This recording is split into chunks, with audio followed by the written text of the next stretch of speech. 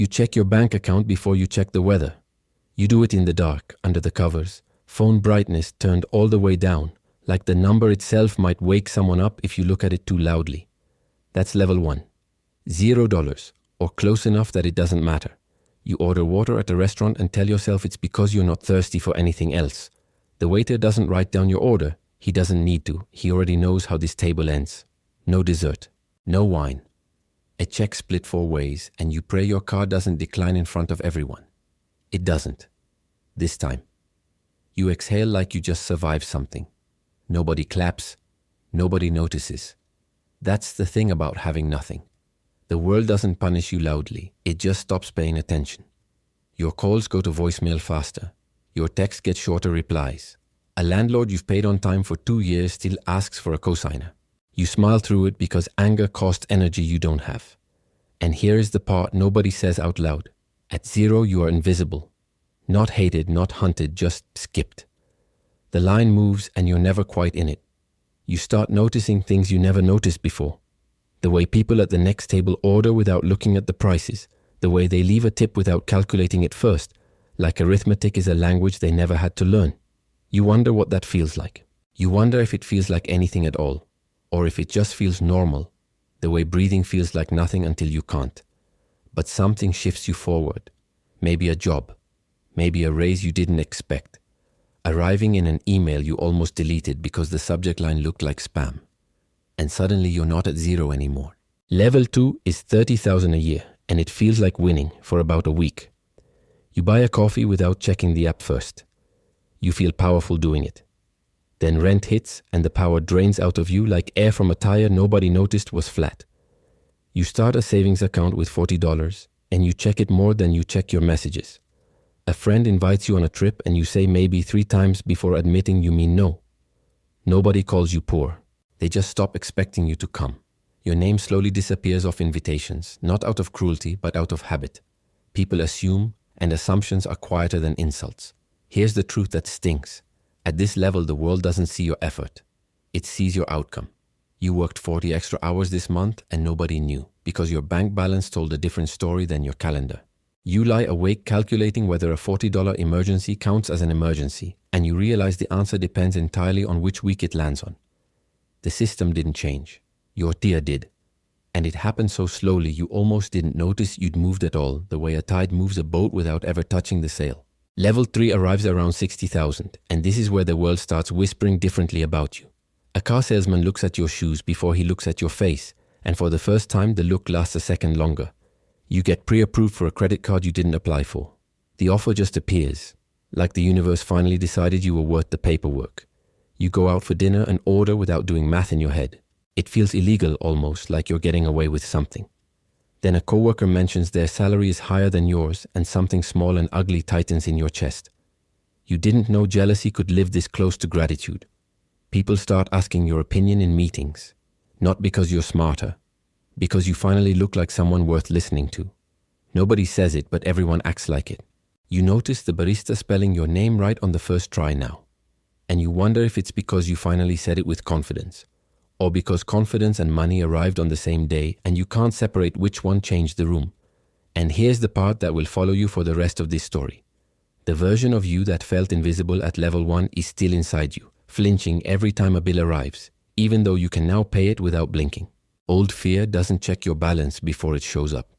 Level 4 is $100,000, and this is where the thumbnail moment happens. This is where they changed.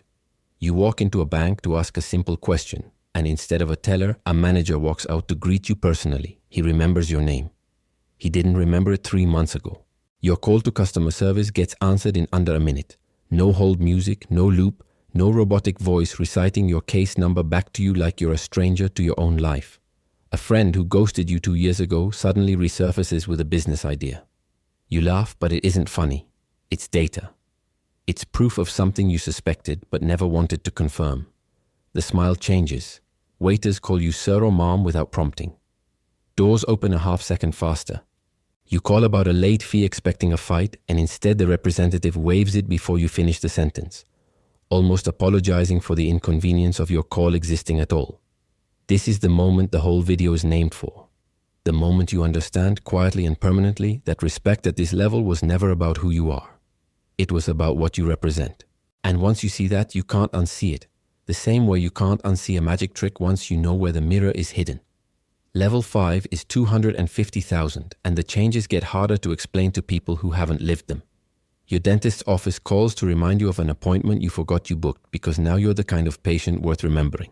A stranger at a networking event asks what you do, and when you answer, their posture actually shifts. Shoulders back, eyes locking in, like you just became a taller person in the same body. You get invited to a dinner you didn't ask to attend, seated next to people whose names you'll forget but whose faces you'll remember for years because proximity to money has its own gravity.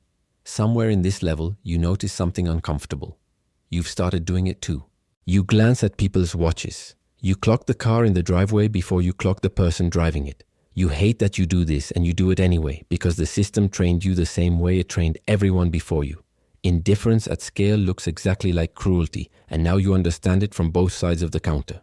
You catch yourself mid-judgment one evening, staring at a man in a worn jacket holding the elevator, and you feel the old version of yourself rise up in protest at the new version's silence. Level 6 is 500,000, and the world stops asking you questions and starts asking you for things. Old classmates find your number. A cousin you haven't spoken to since a wedding sends a message that starts with, "I hope you're doing well," and ends with a number. You read it twice, then a third time, testing whether the warmth in the first line was real or just a setup for the second. Financial advisors start calling you, not the other way around. Your name enters conversations you're not part of. Someone describes you to someone else using a dollar figure instead of a personality trait. It should feel like an insult. Somehow it feels like a rival. At a family dinner, your opinion on things you know nothing about, real estate, politics, parenting, suddenly carries weight it never carried before. Nobody corrects you anymore. They just nod. You start to miss being corrected. You start to miss being ordinary. In the specific way only people who were never allowed to be ordinary romanticize it. A hidden rule reveals itself here. One nobody ever says out loud at family dinners. Money doesn't just buy comfort, it buys the last word. Level 7 is $1 million, and this is the level people assume solves everything. It solves logistics. It does not solve loneliness. You can buy whatever you want, and slowly you stop wanting things. Because wanting was always tied to lack, and lack is gone. A private banker calls you by your first name and asks about your children by name too, information he keeps in a file somewhere, curated, rehearsed, but it still lands like intimacy. You notice new friends appear with suspicious timing. Right after a magazine feature, right after a sale closes, right after your name shows up somewhere public. You start testing people without telling them you're testing them. You mention a bad month you didn't actually have just to see who stays. Some leave. That tells you everything and nothing at the same time. The waiter who once ignored you at level 1 would not recognize you now, and neither would you recognize yourself except for one small private detail. You still hesitate for half a second before ordering dessert. Old fear doesn't leave. It just gets quieter, learns to sit in the back seat instead of driving, but it never fully gets out of the car. And here is the full circle, because every honest story about money has to end where it began. You walk back into a version of that same restaurant from level 1, except this time you're the one who arrived first, the one whose reservation was already confirmed, whose table was already prepared. A young server approaches a table near yours, someone who orders water, who checks the menu twice, who does quiet math behind their eyes before choosing the cheapest thing on the page. Nobody at that table gets called sir. Nobody's water gets refilled without asking. And you watch it happen because you used to be exactly that person, in exactly that seat, and nobody saw you either. The money changed. You didn't. The world just finally agreed to look at you, not because you became more human, but because you became more visible on a scale it had already built long before you arrived. That's the quiet, uncomfortable truth underneath every level of this story. The way people treat you was never really about you at all. It was about the number standing next to you, wearing your name like a coat it could take off at any moment. So the next time someone's smile changes when they learn what you make or drive or own, remember this. You didn't earn that smile. The number did. And somewhere right now, someone is being ignored at a table exactly like the one you used to sit at, waiting for a system to finally notice they exist.